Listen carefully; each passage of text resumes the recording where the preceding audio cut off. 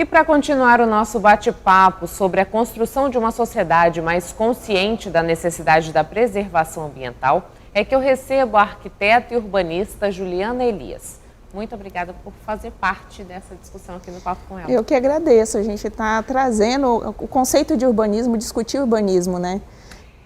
Juliana, a gente conversava um pouco no primeiro bloco com o Jean sobre essa lacuna que existe no que diz respeito ao serviço público e que os movimentos acabam preenchendo esse espaço, fazendo com que as pessoas passem a pensar no que a gente faz e no que a gente necessita para a preservação do meio ambiente, né? Cada vez mais essa é uma pauta que vem sendo cobrada, inclusive internacionalmente.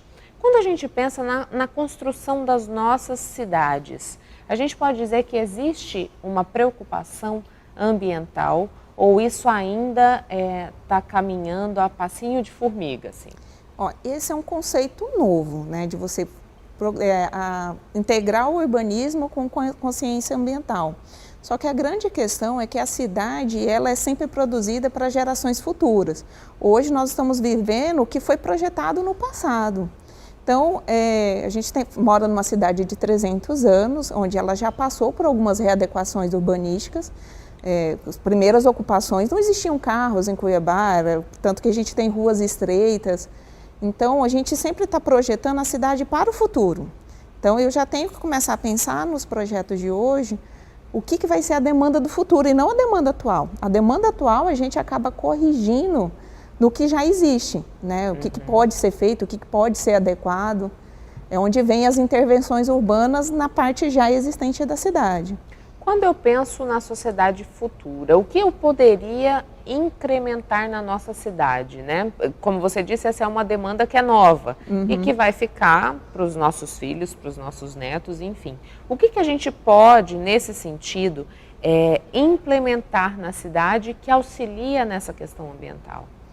A ocupação melhor dos espaços públicos, principalmente das áreas verdes, né? De você já poder cuidar de uma praça, de você como cidadão. Isso a gente deixa até o lado do urbanismo, mas como que a gente se integra como pessoa dentro da cidade. Eu estava até comentando com uma amiga hoje, ontem eu tenho uma pracinha que eu vou com frequência, e ontem tinha uma família que eles estavam pegando, por causa da período de seca, não está chovendo e a prefeitura não está cumprindo com a questão de aguar a grama. Então a grama, as árvores estão bem secas. Então uma família começou lá, foi lá no Pet Park, encheu o balde e começou. E a praça inteira se movimentou para fazer isso. Que eu acho que é o que é bacana, é você viver realmente a cidade. Né? Não é só esperar que a prefeitura vai lá, construa uma praça, cuide para você e você vai lá e só usufrui. Só usufrui. Esse é o ideal, né? Você paga imposto para isso, você tem uma demanda já para isso. Mas, principalmente agora nesse período de pandemia, a prefeitura está se preocupando com a área da saúde, principalmente o hospital. Então, praça, a parte de lazer está ficando por último. E nós, como cidadão, a gente tem que cobrar e participar disso. Né? A gente estava conversando que a gente está num momento de discutir o plano diretor, tanto de Cuiabá como de Várzea Grande. E é nesse momento que a gente apresenta aquilo que seria como uma demanda ideal do para frente. Isso, né? O planejamento. O plano diretor, por si só, ele só pode ser revisto a cada 10 anos. Então, você tem o planejamento para os próximos 10 anos. Então, esse planejamento, ele é apartidário. É independente de quem está na gestão pública hoje, se ele vai se manter, se vai ser reeleito. E aí nós, né, profissionais que estamos atuando, acaba acompanhando. Mas e o resto da sociedade?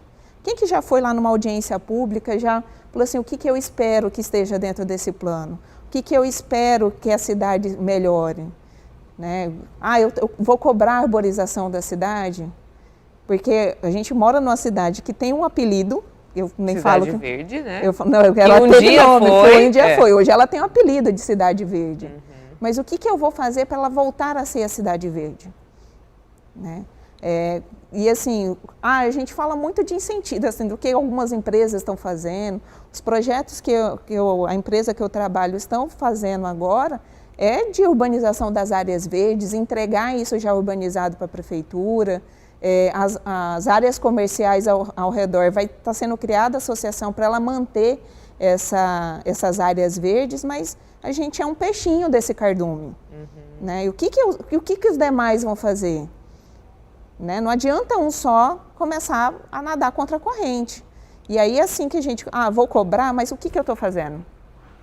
Né? Juliana, a gente falou um pouco aqui do plano diretor, né? Desse planejamento que existe, que a gente deve participar, até para saber o que cobrar dos gestores, né? Dentro desse período de 10 anos. E o que a gente pode dizer do planejamento de uma cidade quando os cidadãos não se responsabilizam, por exemplo, pelo descarte correto do lixo?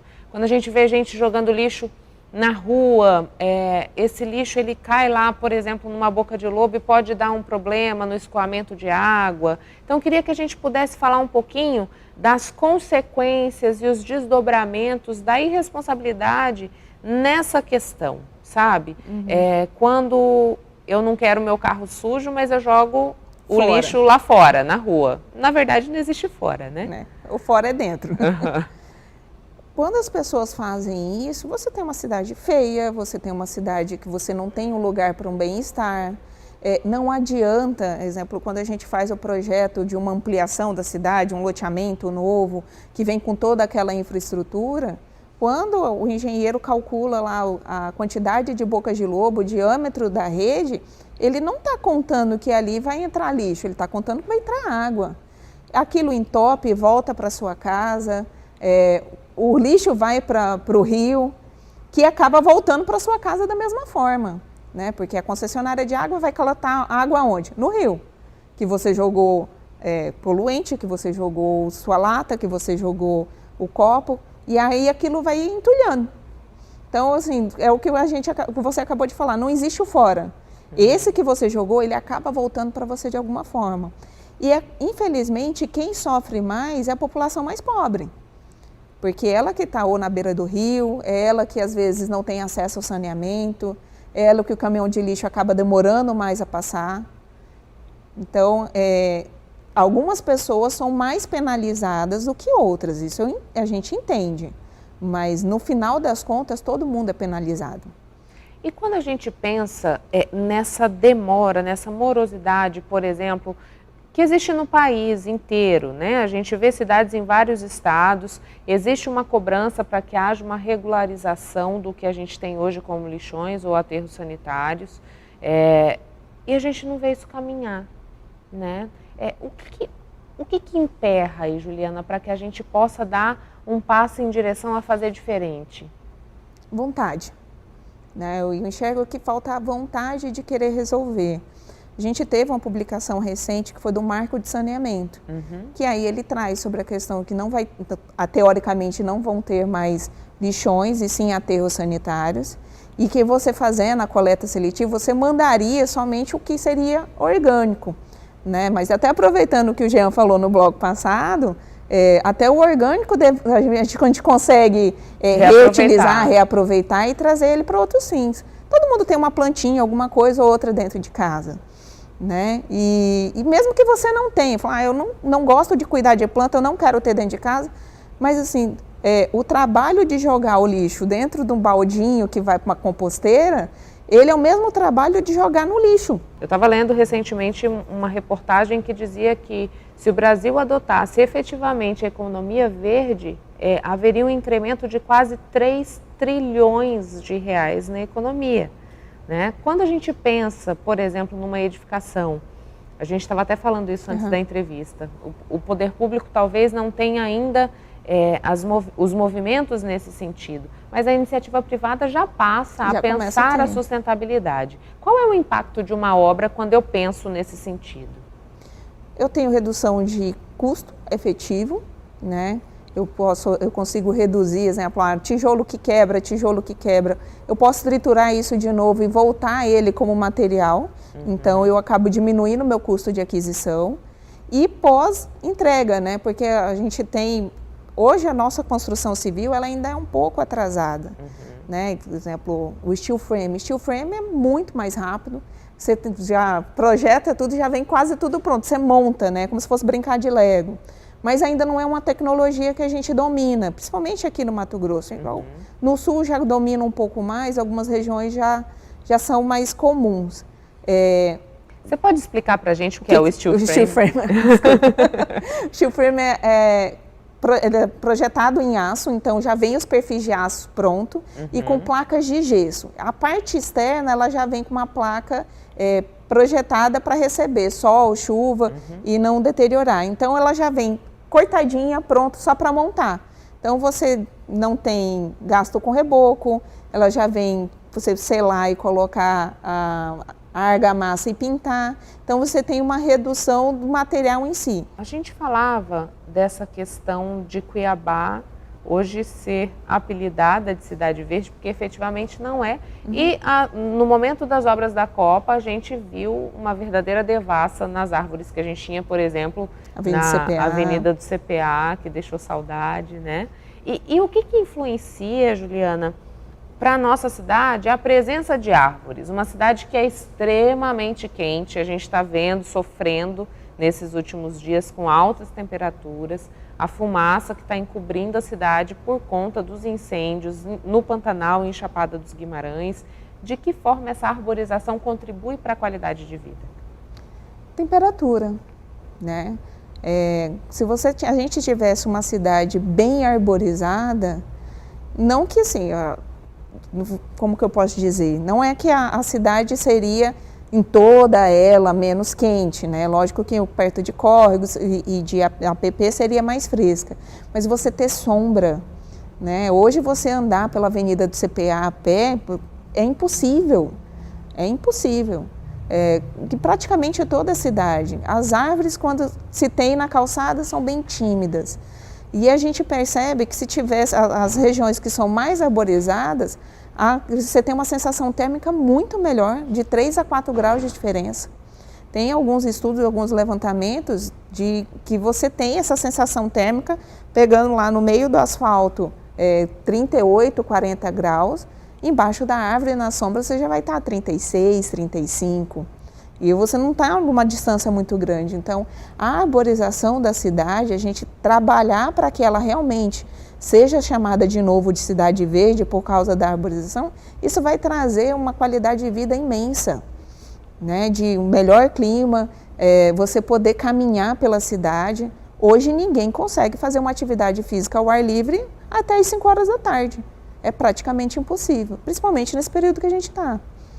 A gente falava também sobre as nascentes. O Ministério Público começou a fazer um trabalho de levantamento para ver a condição das nascentes aqui em Cuiabá e percebeu que várias delas estavam soterradas, algumas não davam para recuperar, outras já tinham alguma condição, outras estavam prejudicadas por deságue de esgoto, né? Jogando de forma inadequada o esgoto naquelas nascentes. Isso, se a gente tivesse uma conscientização ambiental, também seria diferente? Sim, com certeza. Os empreendedores já têm essa conscientização, primeiro porque eles são muito penalizados no caso de uma degradação de uma nascente. O que a gente vai ver nesses levantamentos do próprio Ministério Público são assentamentos irregulares, invasões de áreas verdes públicas, às vezes o próprio desconhecimento da população. A gente viu o caso de uma senhora que ela tinha nascente no quarto, né? Ela estava com a construção em cima. E o que acontece? Hoje a gente tem as novas urbanizações já prevendo manter essas nascentes, mas realmente esse trabalho do Ministério Público de identificar essas nascentes, poder tentar salvar as que estão principalmente no centro da cidade, onde está a ilha de calor nossa, né, e não deixar ela ser degradada de fato, né? Pelo menos tentar manter, se não com raio de 50 metros que a legislação exige, mas com raio menor, com uma situação que você consiga evitar a ocupação total dela. E o que interfere nisso para a gente? Abastecimento de água, por exemplo? Com certeza, porque quando a gente pavimenta toda a cidade, a gente vai pegar na legislação dos 2 municípios, quase todas as cidades têm, é exigido 25% de taxa de permeabilidade de solo quando você vai aprovar um projeto.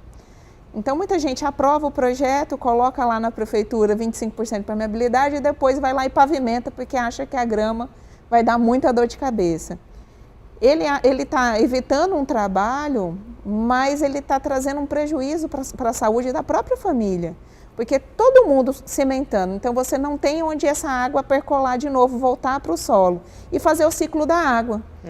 Se ela não percola, ela vai para o rio ou ela vai para outro lugar, ela não consegue voltar. Então a gente fica com um clima muito seco, muito árido. O cimento, ele, final da tarde, você pisar, você sente ele exalando o calor que ele recebeu durante o dia. Se você tivesse uma área verde, uma árvore, uma parte gramada, ele vai estar mais fresquinho, né? Então a gente tem que ter essa mesclagem dentro da cidade. E aí começa pela conscientização, né? Você construir a minha casa, eu tinha que deixar 25% de permeabilidade, e depois eu não deixo mais, eu estou tampando toda a cidade e transformando ela num deserto. Juliana, muito obrigada pela vinda ao Papo com Ela. Muito obrigada.